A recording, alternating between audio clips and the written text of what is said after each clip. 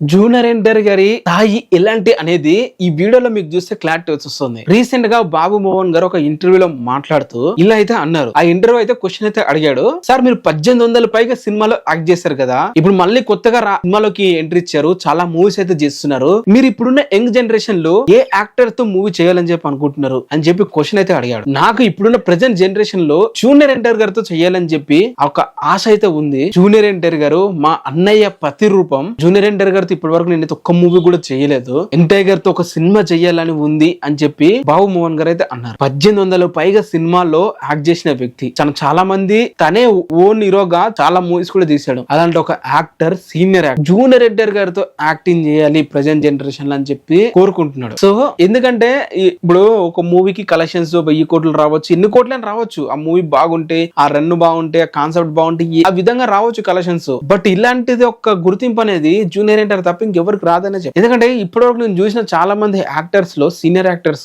Junior NTR గారు అంటే చాలా ఇష్టంతో చూస్తారు. ఎందుకంటే వాళ్ళు మెంటల్ గా జూనియర్ ఎన్టీఆర్ అంటే సీనియర్ ఎన్టీఆర్ అనే రూపంలో అయితే ఉంటారు. ఎందుకంటే ఆ రూపం గానీ జూనియర్ ఎన్టీఆర్ గారు కాదు, సీనియర్ ఎన్టీఆర్ గారి ఫ్యామిలీలో చూడండి, ఆ ముఖం చూసినా కూడా, ఆ యాక్టింగ్ చూసినా కూడా మనకి సీనియర్ ఎన్టీఆర్ కనిపిస్తారు. సో ఆ విధంగా బాబు మోహన్ గారు అయితే తనతో యాక్టింగ్ చేయాలని చెప్పి అయితే కోరుకుంటున్నారు. మరి జూనియర్ ఎన్టీఆర్ గారు ఏదైనా క్యాజువల్ గా ఒక 40-50 డేస్ లో కంప్లీట్ అయ్యి ఒక మూవీ చేసి దాంట్లో బాబు మోహన్ గారు పెట్టుకుంటే చూడాలని ఉంది. మరి మీరేమంటారు దీని మీద కింద కామెంట్ అయితే చేయండి.